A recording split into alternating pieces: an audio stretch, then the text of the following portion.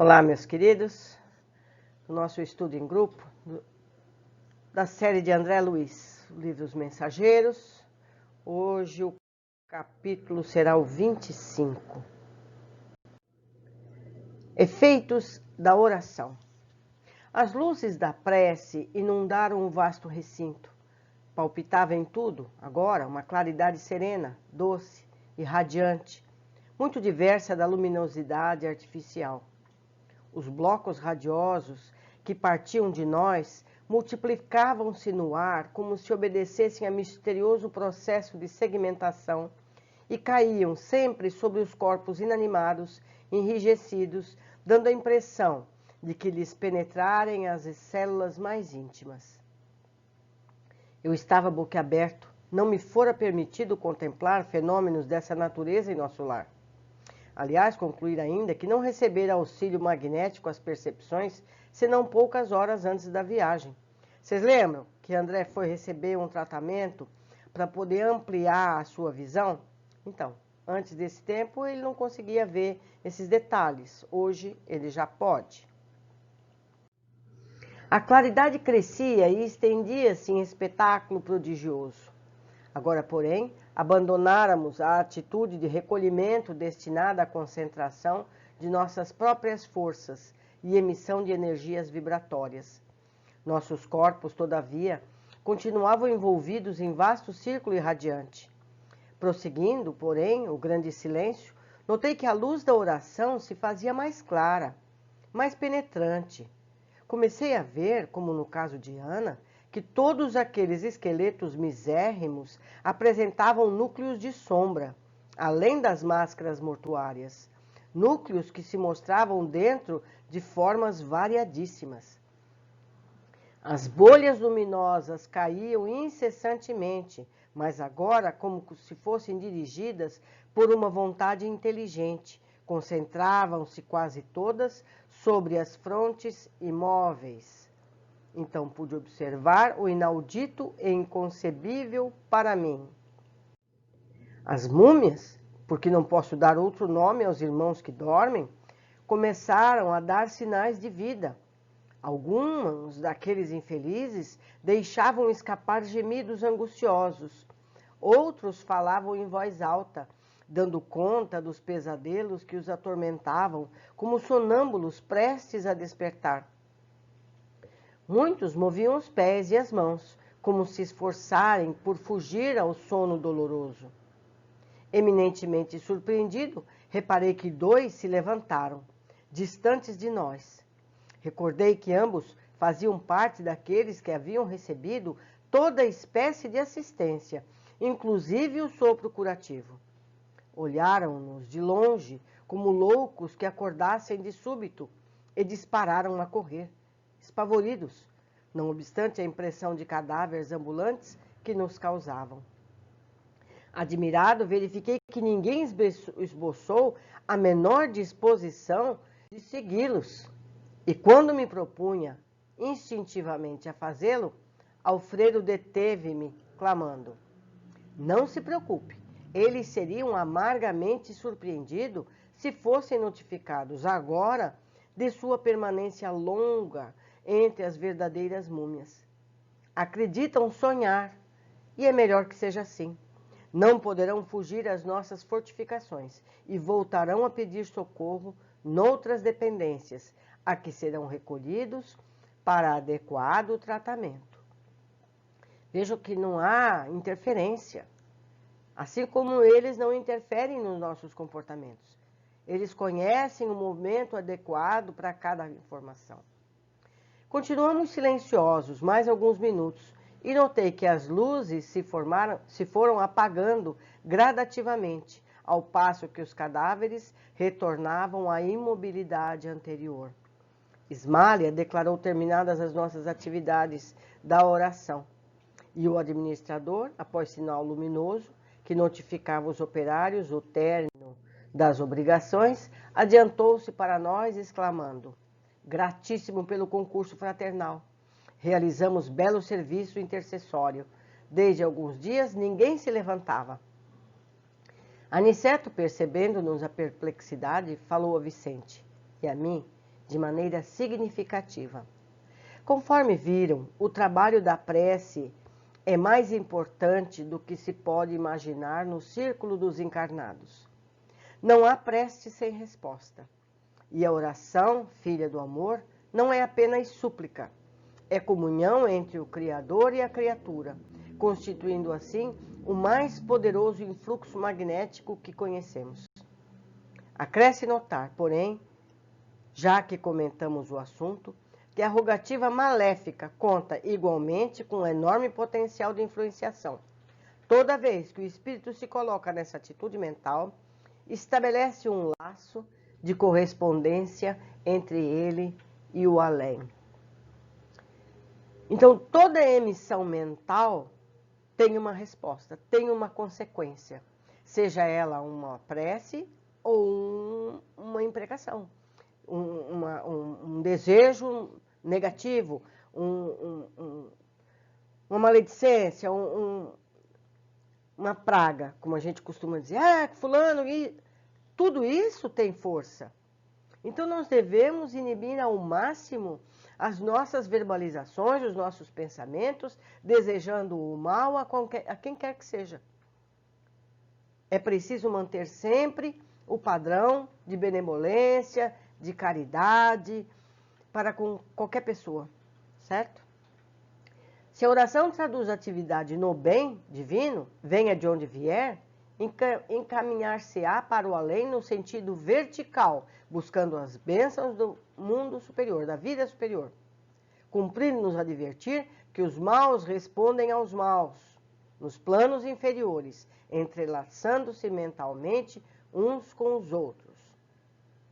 Então, tudo que é negativo que a gente pensa vai fortalecer as forças da treva, as forças da ignorância, das sombras.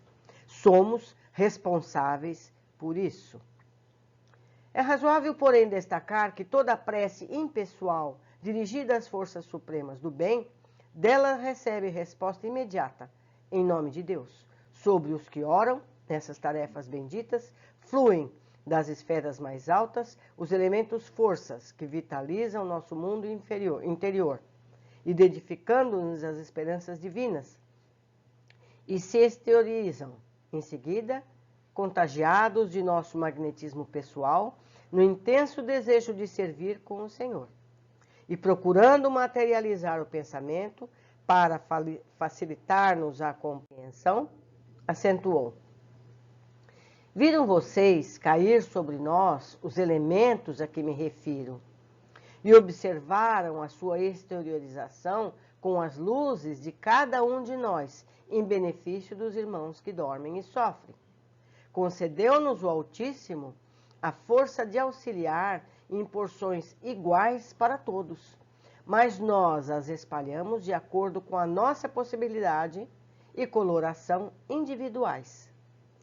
Ismália, cujos sentimentos são mais amplos e universalistas que os nossos, pôde receber com mais clareza o auxílio divino e distribuí-lo com mais abundância e eficiência. Temos aqui uma profunda lição, como já disse. O Pai visita os filhos necessitados através dos filhos que procuram compreendê-lo. Não poderíamos abusar do Senhor como abusamos no círculo terrestre dos nossos pais humanos. Não vive Ele ao sabor de nossos caprichos pessoais. Nunca poderia vir, em pessoa, enxugar o pranto do necessitado que chora, em consequência, aliás, do ouvido das leis divinas. Compete ao necessitado caminhar ao encontro dele. O Senhor, todavia, atende sempre a todos os homens de boa vontade, por intermédio dos homens bons, que se edificam na casa divina. Ou seja, explicando melhor, e no fundo, no fim da lição, vamos repetir. Nós, cada um de nós, é carreador das preces do alto, das benesses do alto. A divindade não pode vir atender individualmente a cada um. Nós rogamos ao alto, o alto encaminha essas energias e cada um de nós direciona essas energias àquele que nos está próximo, aqueles por quem clamamos, por quem oramos.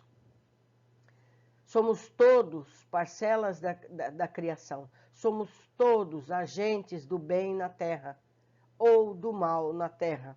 Cabe a cada um de nós escolher onde queremos atuar. Todos os nossos desejos e impulsos razoáveis são atendidos pelas bênçãos paternais do Eterno. Ainda que nos demoremos nas lágrimas e nas aflições, jamais permaneceremos ao desamparo. Apenas devemos salientar que as respostas de Deus vão sendo maiores e mais diretas à medida que se intensifique o nosso merecimento, competindo-nos reconhecer que, para semelhantes respostas, são utilizados tantos quase trazem consigo a luz da bondade ou já possuem mérito e confiança para auxiliar em nome de Deus. As explicações de Aniceto abriram-me novos campos de meditação. O esclarecido instrutor, contudo, não dera por fim da lição e, depois de longa pausa, concluiu: já que vocês se encontram comigo num curso de serviço auxiliador, espero aproveitem o máximo ensinamento desta hora. Reparem que nestes pavilhões temos 1.980 abrigados que dormem. Todos recebem diariamente o alimento, a medicação comum, mas só 400 são atendidos com alimento e medicação especializados, por já se mostrarem mais suscetíveis na justa melhora. Desses 400, apenas 2/3 se revelam aptos à recepção de passes magnéticos. Muitos não podem receber, por enquanto, a água efluviada.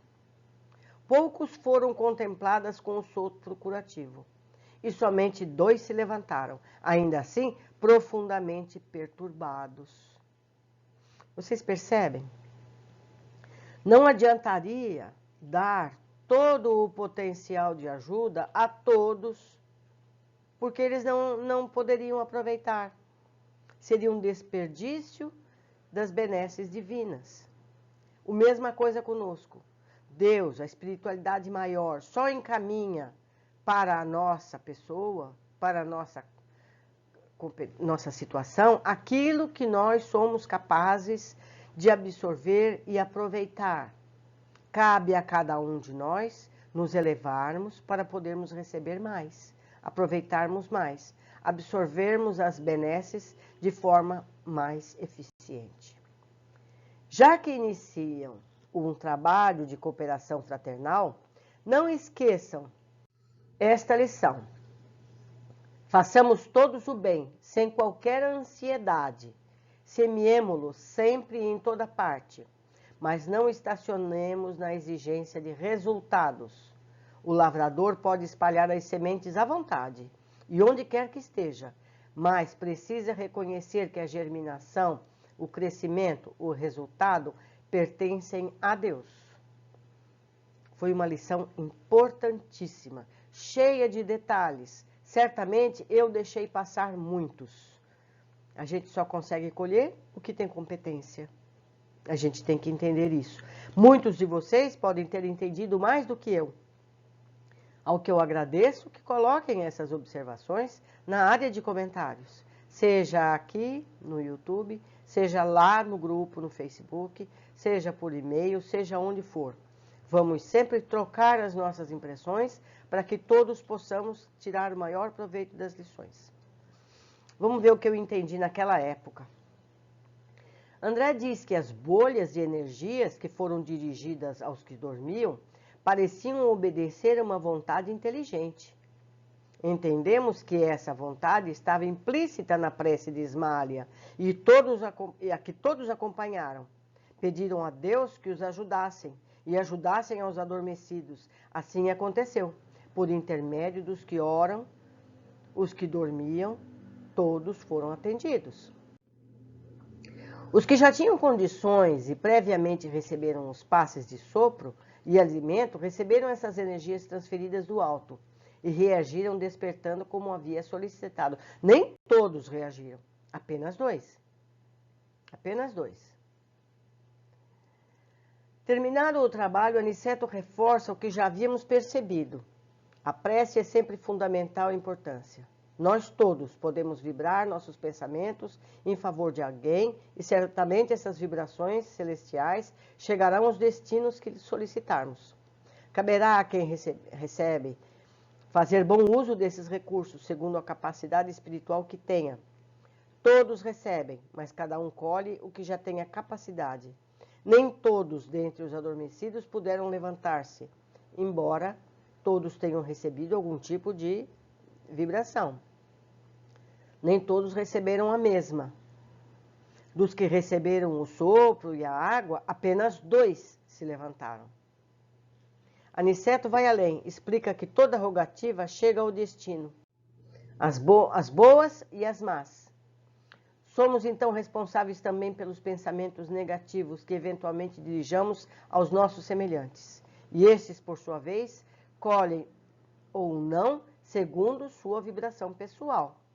Concluímos também que as nossas vibrações pessoais captam o que temos em nosso interior. Se vibrarmos bondade, receberemos as bondades que nos dirigem.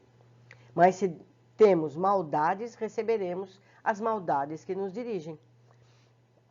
Se um pensamento negativo é dirigido a alguém e essa pessoa não merece isso, essa vibração, essa energia, porque isso é energia, volta ao emissor. Certo? Saibam disso, não está escrito nesta lição, mas nós saberemos futuramente. Tudo aquilo que você emite, se não encontra o endereço, se esse endereço não está apto a receber, isso volta. O bem, a mesma coisa. Se nós vibramos o bem a alguém e essa pessoa não merece, esse bem volta à fonte, volta de onde partiu e nós recolhemos o bem que emitimos novamente. Mais uma vez, Aniceto explica, dos 1980 atendidos, uma pequena parte estava receptiva para receber mais. Não desperdiçam dádivas. Só os que conseguem aproveitar são atendidos com mais alguma coisa. E 2 que poderiam receber, apenas 2 se levantaram, e mesmo assim aturdidos. A lição é que não podemos esperar mais do que cada um é capaz de corresponder. Nem por isso vamos deixar de ajudar, mas sabemos que nem todos vão poder aproveitar tudo. Um exemplo prático, básico, insignificante, são os bebês. Nós não podemos alimentar um bebê com a alimentação de um adulto. Além de ele não conseguir aproveitar, ele ainda vai adoecer por isso. Então, nós só podemos dar o alimento que a pessoa é capaz de absorver. Um grande abraço a todos, espero ansiosa pelos comentários de vocês. Um abraço, até a próxima.